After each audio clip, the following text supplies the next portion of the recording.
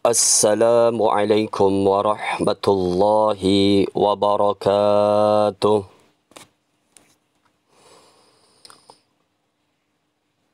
Alhamdulillah.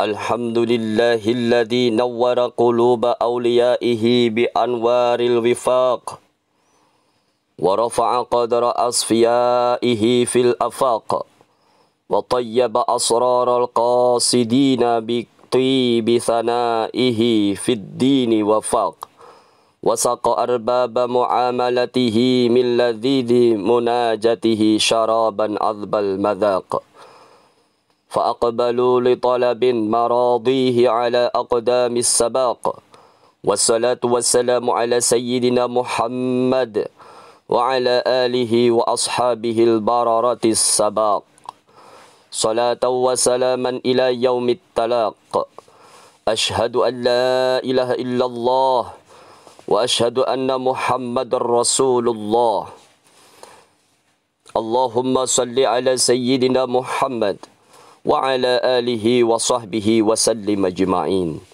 أما بعد أيها الإخوان أوصيكم وإياي بتقوى الله وطاعته بامتثال أوامره واجتناب نواهيه قال الله تعالى في كتابه العظيم يا أيها الذين آمنوا اتقوا الله حق تقاته ولا تموتن إلا وأنتم مسلمون وقال الله أيضا يا أيها الذين آمنوا اتقوا الله ولتنظر نفس ما قدمت لغد واتقوا الله Inna Allaha khabirum bima ta'amalun. Ma'asyiral muslimin rahimakumullah. Di hari yang penuh barakah ini, mari kita bersama-sama mengingatkan diri kita. Kita mengajak diri kita untuk senantiasa meningkatkan ketakwaan kita kepada Allah. Meningkatkan rasa takut kita kepada Allah.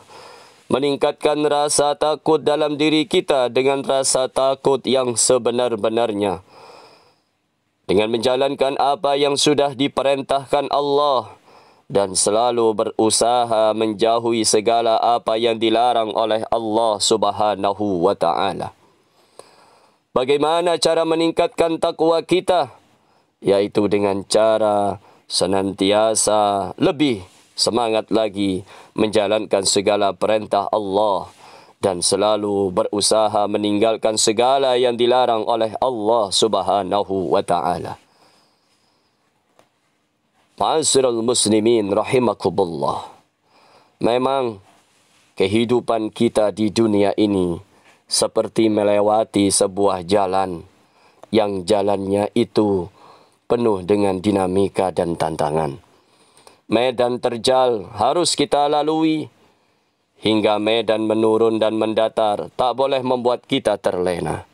Maka dari itu, iman kita terkadang bertambah, iman kita terkadang menurun. Ketika iman kita bertambah, sebelum waktu sholat, kita sudah mempersiapkan diri untuk pergi persiapan melaksanakan sholat di masjid. Jika iman kita lagi naik, maka sehari itu, di waktu itu, setiap waktu yang ada, kita selalu manfaatkan untuk kebaikan, untuk selalu ingat kepada Allah. Tetapi saudaraku, ketika iman yang ada dalam hati ini lagi menurun, maka yang ada, yang hadir adalah rasa malas. Yang ada adalah ingin menunda tentang kebaikan-kebaikan yang seharusnya kita lakukan. Al-imanu yazidu wa yanqus. Iman itu kadang bertambah, kadang berkurang. Sehingga kita butuh rambu-rambu agar kita senantiasa lancar dan selamat sampai ke tujuan, yaitu dengan ketakwaan kepada Allah Subhanahu wa ta'ala. wa tazawwadu fa inna khairaz zadi taqwa wattaquni ya ulil albab. Berbekallah karena sesungguhnya sebaik-baik bekal adalah takwa. Bertakwalah kepadaku, wahai orang-orang yang mempunyai akal sehat.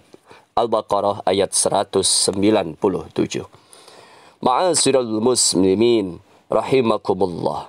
Dalam sebuah perjalanan panjang, kita harusnya menyempatkan diri berhenti untuk beristirahat, untuk mengumpulkan kembali semangat dan tenaga untuk melakukan perjalanan berikutnya. Begitu juga dalam kehidupan kita di dunia yang hanya sementara ini, kehidupan kita di dunia ini yang hanya sebentar ini, begitupun juga apa yang kita lalui dalam kehidupan yang serba fana, yang serba tidak nyata di dunia ini hanyalah sebentar. Diibaratkan dalam perjalanan kita hanya berhenti untuk minum seteguk air saja. Itulah waktu kita hidup di dunia ini. Betapa tidak orang-orang yang kita kasihi, orang-orang yang kita kenal hari ini satu persatu sudah tiada. Sudah meninggalkan kehidupan di dunia ini. Satu persatu orang-orang yang kita kenal dekat, kita bisa bayangkan, kita bisa perhatikan. Satu persatu di antara mereka sudah tidak berada di dunia yang fana ini. Kita mesti harus menyediakan waktu untuk melakukan introspeksi diri kita. Kita harus melakukan evaluasi. Kita harus menghitung, mengingat kembali. Sekaligus apa yang pernah kita lakukan, apa yang pernah kita perbuat yang kemarin di masa waktu yang lalu. Sehingga pentingnya muhasabah ini. Sayyidina Umar bin Khattab pernah bertutur, hasibu anfusakum qabla an tuhasabu wa tazayyanu lil ardil akbar wa innama yakhifful hisabu yawmal qiyamah ala man hasaba nafsahu fid dunya. Hisablah diri, introspeksi kalian sebelum kalian dihisab, dan berhias dirilah kalian untuk menghadapi penyingkapan yang besar atau hisab. Sesungguhnya hisab pada hari kiamat akan menjadi ringan hanya bagi orang-orang yang selalu menghisab dirinya, menghitung-hitung saat hidupnya di dunia ini apa yang sudah pernah dilakukan. Jamaah salat Jumat yang berbahagia, dalam sebuah hadis riwayat Imam At-Tirmidzi, Rasulullah bersabda, Al-kayyisu man dana nafsahu wa amila lima ba'dal maut, wal ajizu man asba'a nafsahu hawaha wa tamanna 'ala Allah. Orang yang cerdas, orang yang sukses adalah orang yang menghisap, orang yang mengevaluasi dirinya sendiri, serta beramal untuk kehidupan sesudah kematiannya. Sedangkan orang yang lemah adalah orang yang mengikuti hawa nafsunya, serta berangan-angan terhadap Allah Subhanahu wa ta'ala. Ma'asyiral muslimin, jamaah salat Jumat rahimakumullah. Sementara dalam surat Al-Hasyr ayat 18, Allah Subhanahu wa ta'ala mengingatkan kepada kita semuanya akan pentingnya melakukan introspeksi diri dengan melihat apa yang pernah kita lakukan, dengan mengingat kembali kesalahan, dosa-dosa, maksiat yang pernah kita lakukan di masa lalu. Ya ayyuhalladzina amanu taqullaha wal tanzur nafsum ma qaddamat liqad. Wattaqullah innallaha khabirum bima ta'malun. Hai orang-orang yang beriman, bertakwalah kepada Allah, dan hendaklah setiap diri memperhatikan apa yang telah diperbuatnya untuk hari esok atau akhirat. Dan bertakwalah kepada Allah, sesungguhnya Allah Maha mengetahui apa yang harus kamu kerjakan. Ma'asyiral muslimin rahimakumullah. Dari melihat hadis dari Rasulullah, dari perintah Allah, maka nasihat dari para sahabat kita bisa mengambil beberapa catatan penting tentang manfaat dari mengintrospeksi diri kita, menghitung-hitung apa yang pernah kita lakukan selama ini. Setidaknya, saudaraku, ada 5 manfaat yang bisa kita rasakan dari upaya melakukan semangat hidup melalui introspeksi diri pada diri kita masing-masing. Yang pertama, sebagai wahana mengoreksi diri. Dengan introspeksi diri kita akan mampu melihat kembali perjalanan hidup kita yang pernah kita lalui. Mana yang paling bagus, mana yang bisa kita lakukan, dan mana yang tidak seharusnya kita lakukan. Yang kedua, upaya memperbaiki diri dengan mengintrospeksi akan mampu melihat kelebihan-kelebihan yang kita miliki dan kekurangan-kekurangan yang ada dalam diri kita. Yang keempat, memperkuat komitmen diri. Setiap orang pasti memiliki kesalahan. Dan yang kelima, momentum mawas diri diibaratkan ketika kita pernah memiliki pengalaman melewati jalan yang penuh lika-liku, maka kita bisa lebih berhati-hati ketika akan kita melewati jalan yang pernah kita lalui. Kemudian puncaknya adalah manfaatnya adalah sebagai sarana meningkatkan rasa syukur dalam diri kita.